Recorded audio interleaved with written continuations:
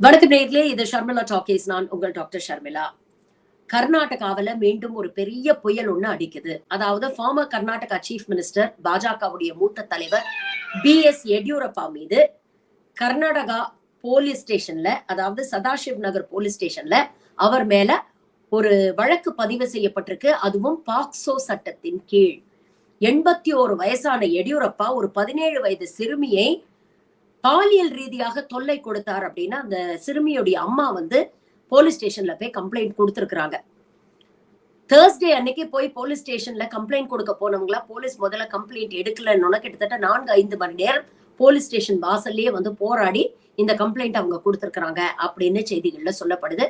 கம்ப்ளைண்ட்டை இப்ப FIR file பண்ணிட்டாங்க. இதுல வந்து ஃபர்தர் இன்வெஸ்டிகேஷன்ஸ கர்நாடகா போலீசார் நடத்திக்கிட்டு வராங்க அப்படிங்கறது சட்டத்துறை அமைச்சர், அங்க இருக்கக்கூடிய சட்ட அமைச்சர் சொல்றாரு.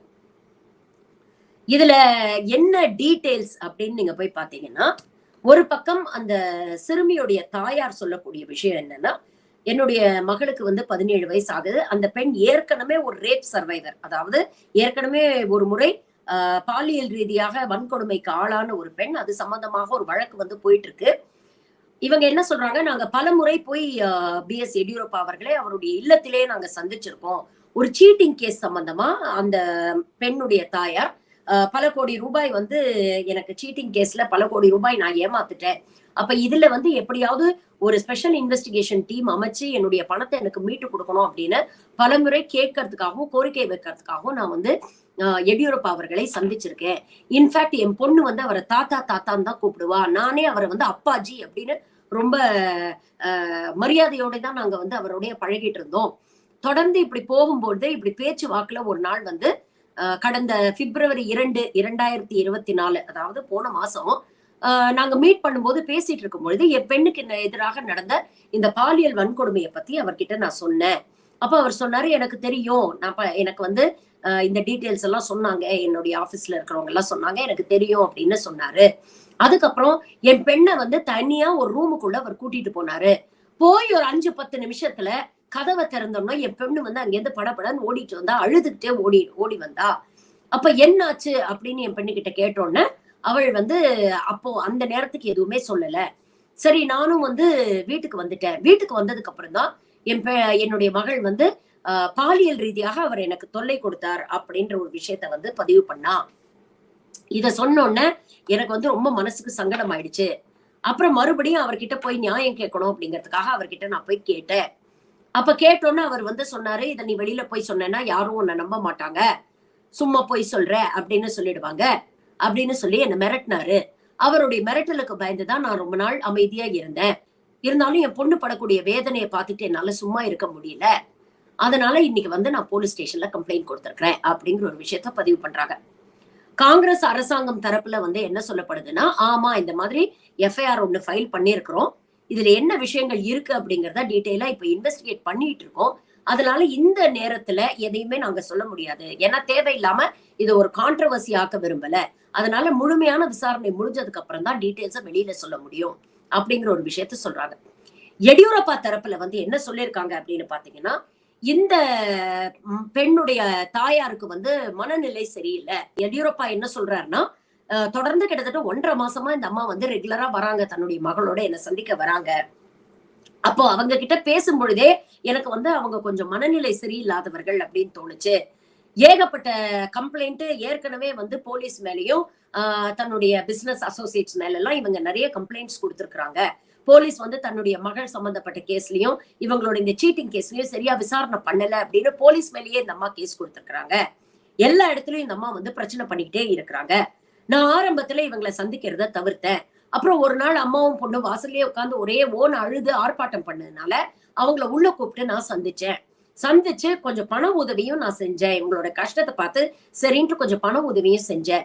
அந்த உதவி செஞ்சதுக்கு இன்னைக்கு எனக்கு பிரதிபலனா இப்படிப்பட்ட ஒரு கேஸ வந்து போட்டு என்ன வந்து அலக்கழிக்கிறாங்க அப்படிங்கிற ஒரு விஷயத்த வந்து அவர் பதிவு பண்ணியிருக்கிறாரு. இதை சட்ட ரீதியாக சந்திக்க நான் தயாரா இருக்கேன் அப்படிங்கறதையும் சொல்றாரு.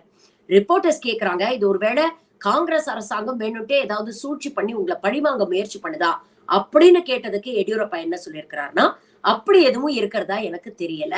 இதுல சட்டப்பூர்வமாக என்ன நடவடிக்கை எடுக்கப்படுதோ அதை நான் எதிர்கொள்ள தயாராக இருக்கிறேன் அப்படிங்கிற ஒரு விஷயத்த அவர் பதிவு பண்ணியிருக்காரு. இப்போ இதுதான் ஸ்டேட்டஸ் கியூஓ அப்படிங்கறத பாக்குறோம்.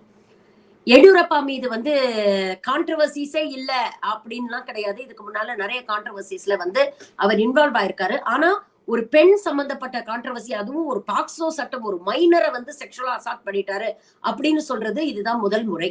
இதுக்கு முன்னால நீங்க பாத்தீங்கன்னா இல்லீகல் மைனிங் ஸ்கேம்ல ரெட்டி பிரதர்ஸ்க்கு வந்து நிறைய குவிட் ப்ரோகோவா நிறைய விஷயங்கள் இவர் பண்ணாரு, கோடிக்கணக்கில் ஊழல் பண்ணியிருக்கிறாருன்னு லோக் ஆயுக்தா இவரை வந்து வெளிப்படையாக குற்றவாளி அப்படின்னு சொல்லி கிட்டத்தட்ட 21 நாள் ஜெயில கூட இருந்திருக்கிறார் இவர்.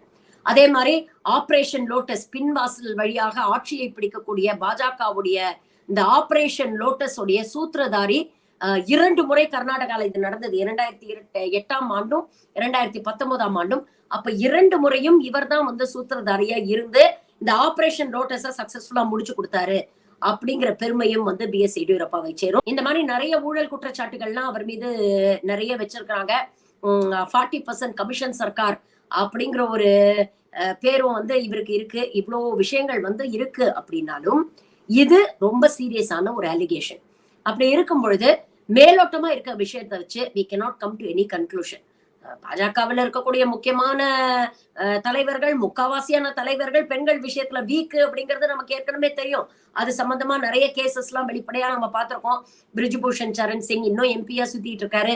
அதே மாதிரி ஹத்ராஸ்ல நடந்தது இந்த குல்தீப் சிங் செங்கார். இந்த மாதிரி பாஜகவில் இருக்கக்கூடிய தலைவர்கள் இப்ப கூட உத்தராகண்ட்ல நீங்க பாத்தீங்கன்னா ஒரு பாஜக தலைவருடைய மகன் அன்கிதா பண்டாரி அப்படின்னு ஒரு பெண்ணை வந்து பாலியல் ரீதியாக தொல்லை கொடுத்து கொலைய பண்ணிட்டாரு அப்படிங்கிற வழக்குல வந்து அவரை பிடிச்சு உள்ள வச்சிருக்காங்க.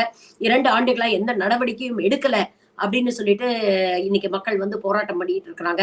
மணிப்பூர்ல என்ன நடந்துச்சு, பிரேன் சிங் சர்க்கார்ல என்ன நடந்துச்சு அப்படிங்கறதையும் நம்ம பார்த்தோம். பாஜக தலைவர்களுக்கும் இது போன்ற பெண்கள் சம்பந்தப்பட்ட கான்ட்ரவர்சிஸும் வந்து ஏகப்பட்டது இதுக்கு முன்னால நம்ம பார்த்திருக்கோம். இருந்தாலும் இந்த மாதிரி ஒரு சீரியஸ் அலிகேஷன், ஒரு மைனரை வந்து செக்ஷுவல் அசால்ட் பண்ணிட்டாரு அப்படிங்கிற ஒரு அலிகேஷன் இன்னைக்கு வந்திருக்கு அப்படிங்கும்பொழுது காங்கிரஸ் அரசாங்கமும் இதுல கொஞ்சம் பொறுப்போட தான் நடந்துக்கிறாங்க.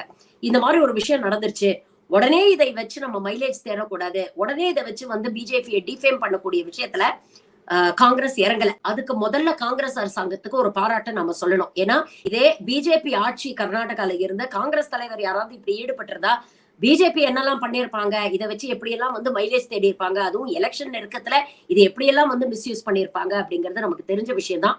ஆனா ஒரு அரசியல் நாகரிகம் கருதி, ஒரு அரசியல் தார்மீகம் கருதி இன்னைக்கு காங்கிரஸ் வந்து இதை ரொம்ப எஃபெக்டிவா ஹேண்டில் பண்றாங்க. இது சம்பந்தமா முழுமையான இன்வெஸ்டிகேஷன் முடியற வரைக்கும் எதுவும் சொல்ல முடியாது அப்படிங்கிற ஒரு ஸ்டாண்டை வந்து காங்கிரஸ் எடுத்திருக்கிறது ஒரு ஆரோக்கியமான அரசியலை வந்து முன்னிறுத்துது அப்படிங்கறத நம்ம பாக்குறோம்.